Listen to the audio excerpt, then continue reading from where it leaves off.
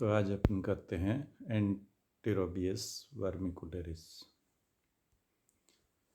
Enterobius वर्मिकुलरिस को commonly जो है थ्रेड वर्म या पिन वर्म या सीट वर्म भी कहते हैं। ये मनुष्य के इंटेस्टाइन का एक पैरासाइट है और यह एंटीरोबियसिस या एनल इचिंग डिजीज़ जो है वो उत्पन्न करता है। यह बीमारी मुख्य रूप से जो है वो बच्चों की बीमारी होती है। क्लासिफिकेशन, एंटीरोबियस का क्लासिफिकेशन इस phylum nematode, class Phasmida, order Oxyurida, genus Enterobius, species vermicularis. Habitat, adult worm जो है वो मनुष्य के एलिमेंट्री कैनाल के सेकम या वर्मीफॉर्म अपेंडिक्स में पाया जाता है। ये जनरली जो एलिमेंट्री कैनाल का जो म्यूकोसा होता है उसके लेयर पर पाया जाता है। Morphology, adult worm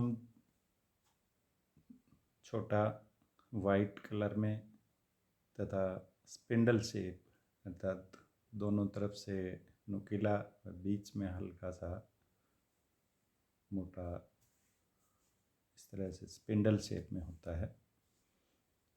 thread like यानी धागे नुमा रचना होती है। इनमें एक बक्कल कैप्सूल जो है वो एब्सेंट पाया जाता है। एक जोड़ी सर्विकल एली जो कि एक पंख के समान रचनाएं होती है वो एंटीरियर भाग में पाई जाती है। पोस्टीरियर एंड जो उस इसोफेगस है उसका जो पोस्टीरियर एंड होता है वो एक ग्लोबुलर बल्ब के रूप में होता है।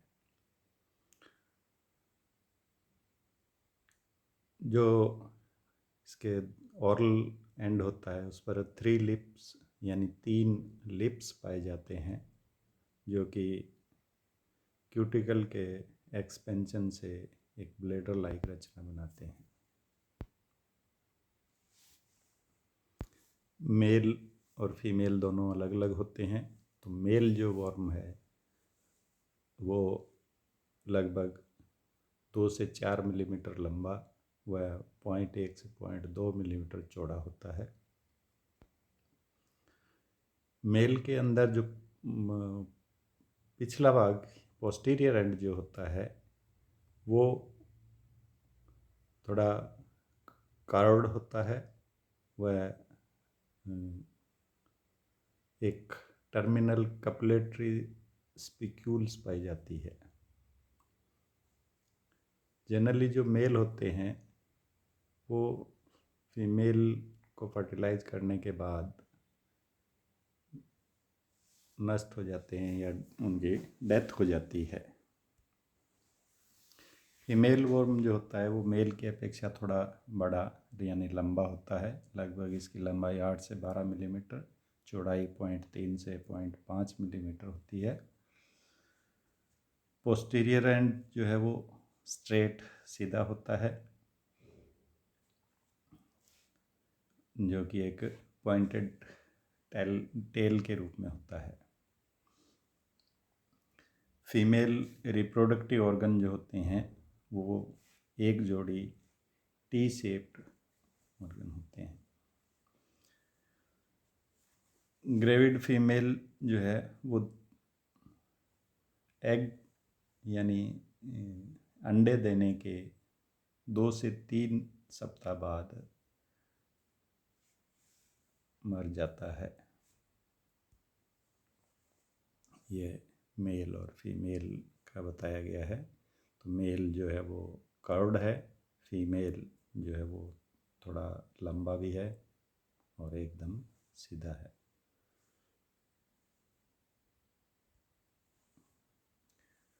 लाइफ साइकिल, जीवन चक्र इसका। एंटीरोबियस का जीवन चक्र मोनोजेनेटिक होता है, अर्थात एक ही होस्ट के अंदर कंप्लीट होता है। इसमें इंटरमीडिएट होस्ट की आवश्यकता नहीं होती है। जनरली जो इन्फेक्शन है वो एम्ब्रियोनेटेड एग जो होते हैं उस के निगलने से ही इन्फेक्शन फैलता है। ये इस तरह के जो एम्ब्रियोनेटेड एग होते हैं ये जनरली जो कंटामिनेटेड यानी जो दूषित भोजन या पानी होता है उनके द्वारा ही ये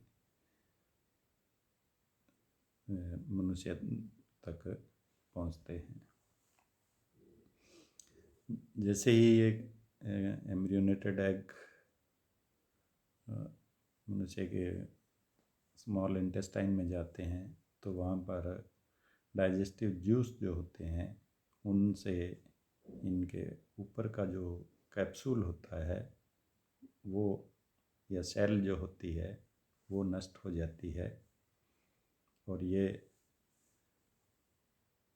इंटेस्टाइन के अंदर फ्री हो जाते हैं और इंटेस्टाइन में ये फिर सीकम और वर्मीफॉर्म अपेंडिक्स में चले जाते हैं जहाँ पर ये एडल्ट वर्म के रूप में डेवलप होते हैं। इनका डेवलपमेंट यहाँ पर इनका 15 से 30 दिनों में, इन्फेक्शन से ये 15 से 30 दिनों में डेवलप हो जाते हैं।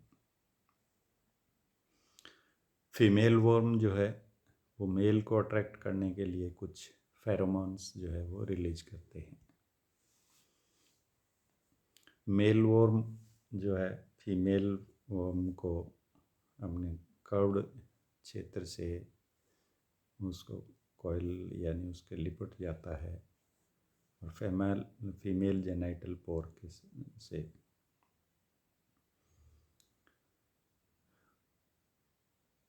मेल जो है वो फीमेल एग को फर्टिलाइज करने के बाद उसकी मृत्यु हो जाती है। मेल जो जिसमें फर्टिलाइज्ड एग होते हैं वो वहाँ यानी इंटेस्टाइन से माइग्रेट होकर के ये पेरिएनल स्किन जो होती है वहाँ पर पहुँच जाते हैं। पेरिएनल स्किन पर जा कर के ये अपने अंडे छोड़ता है।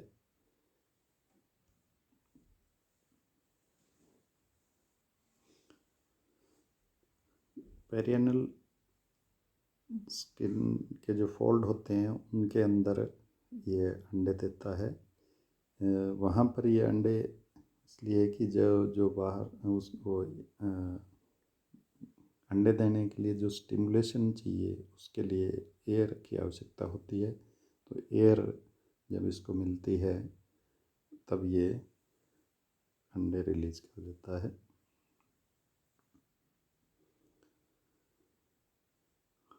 अंडे जो है वो एकदम फोर्स के द्वारा छोड़े जाते हैं जिससे कि वो पेरिएनल एरिया के अंदर फैल जाते हैं। यानी अंडे देने के बाद कुछ समय बाद जो है फीमेल की मृत्यु हो जाती है। पेरिएनल फोल्ड जो होता है वहाँ पर अंडे चिपक जाते हैं और ये लार्वा के अंदर परिवर्तित हो जाते हैं। यहाँ से ये जो है यानी पेरिएनल से अंडे वापस इंटेस्टाइन के अंदर चले जाते, ये लार्वा जो होते हैं इंटेस्टाइन के अंदर चले जाते हैं। इस प्रोसेस को रिट्रो इन्फेक्शन कहते हैं। यानी पेरिएनल स्पेस जो है वहाँ से इसके लार्वा जो है वो वापस इंटेस्टाइन तक वापस पहुँचते हैं। तो ये प्रोसेस जो है वो रिट्रो इन्फेक्शन कहलाता है। कई बार जो लार्वा होते हैं ये वुमेन के वेजाइना के अंदर भी एंटर हो करके उसको में इन्फेक्शन करते हैं। इसके पूरा जीवन चक्र जो है वो 2 से 13 हफ्तों के अंदर पूरा होता है। Mode of transmission, infected human जो है वो ही आगे इन्फेक्शन फैला सकता है। जनरली ये बच्चों की बीमारी है और एक फैमिली के अंदर ही इसका ट्रांसमिशन ज़्यादा होता है। ट्रांसमिशन के कई तरीके हैं, जैसे कंटामिनेटेड जो फिंगर जो होती है उसके नेल्स के अंदर इसके अंडे फंसे हुए होते हैं। बच्चे जनरली एनल एरिया को हाथ लगाते हैं तो उनके नेल्स के अंदर ये एग्स चले जाते हैं, और जब ये कंटामिनेटेड फिंगर जो होती है ये किसी भी भोजन को या लगाते हैं तो ये उसके साथ ये, या बच्चे के इनको मुंह में ले लेते हैं इस तरह की फिंगर को, तो ये अंदर चले जाते हैं।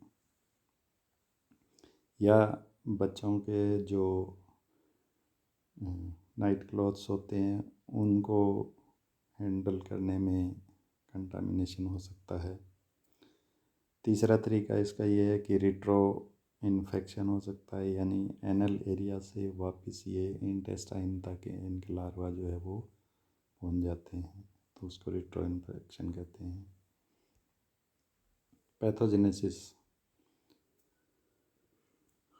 पैथोजेनेसिस इसकी दोनों केस की जो एग और इसके जो एडल्ट दोनों जो है वो रोग उत्पन्न करते हैं। पैथोजेनिसिटी ऑफ एग जो है वो कुछ एक घाव उत्पन्न करते हैं। स्किन जो होती है उस पर ये चिपके रहते हैं, जिससे कि पेरिएनल एरिया के अंदर इचिंग होती है, यानी खुजली आती है बहुत तेज़, जिससे कि उस एरिया के अंदर घाव हो जाते हैं। Pathogenicity of adult worm, adult जो होते हैं वो इंटेस्टाइन की म्यूकोसा से चिपके रहते हैं और इंटेस्टाइनल कंटेंट होते हैं उनको भोजन के रूप में यूज़ करते हैं। ये जो एरिया होता है यहाँ पर बैक्टीरिया आदि होते हैं, या जो एपिथेलियल सेल होती है उनको ये अपने भोजन के रूप में लेते हैं, और वहाँ पर ये घाव उत्पन्न कर देते हैं, अल्सर हो जाता है। अल्सर के अंदर जो है वो बैक्टीरिया व पस उत्पन्न हो जाती है तथा सूजन आ जाती है, जिससे कि डायरिया या इयोसिनोफिलिया या बैक्टीरियल इन्फेक्शन हो जाता है। इन्फेक्शन का मेन जो करैक्टर है, लक्षण जो है इन्फेक्शन का, वो कि एनल एरिया के अंदर बहुत अधिक इचिंग होती है, खुजली होती है।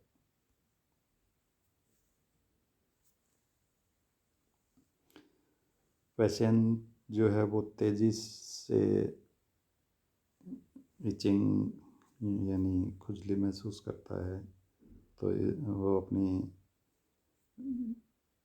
खुजली को शांत करने के लिए जो है वो स्किन को डैमेज कर देता है, जिससे ब्लीडिंग होती है या बैक्टीरियल इन्फेक्शन हो जाता है। डायग्नोसिस, इसके जो डायग्नोसिस है,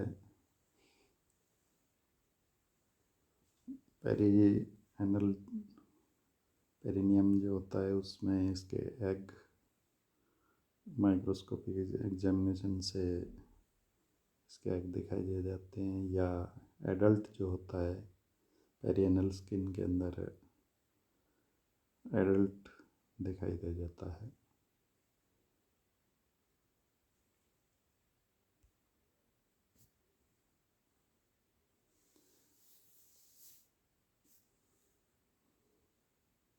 Microscopic demonstration of characteristics egg in the perianal scraping is the method of choice for diagnosis of enterobiasis। यानी वही कि जो पेरिएनल एरिया है वहाँ से सैंपल लेकर के उसको अगर माइक्रोस्कोपिक एग्जामिनेशन किया जाए तो उसके अंदर एंटीरोबियस के एग या लार्वा दिखाई दे जाते हैं। ट्रीटमेंट, इसके ट्रीटमेंट के लिए कुछ एक दवाएं जो यूज़ की जाती है, पैरेंटल अमोट जो है दवा यूज की जाती है, जो कि ओरली दी जाती है। यह 5 मिलीग्राम पर केजी इसकी सिंगल डोज दी जाती है। मेबेंडाजोल भी इसके लिए इफ़ेक्टिव होती है। इसके अलावा एल्बेंडाजोल, पाइपेराजिन, पाइमिनियम, पेमोट, ये दवाएं जो है इसके ट्रीटमेंट के लिए यूज़ की जाती है। प्रिवेंशन कि इससे बचाव जो है, जनरली जो ये नेल्स बड़े होते हैं, नेल्स के अंदर एनल एरिया को जब खुजाला जाता है तो नेल्स के अंदर ही इनके एग्स या लार्वा जो है वो फंस जाते हैं। तो नेल्स जो है वो छोटे कट रखने चाहिए। भोजन करने से पहले और बाद में हैंड वॉश करने चाहिए। टॉयलेट जाने से पहले और बाद में अच्छी तरह से हैंड वॉश करने चाहिए। कोई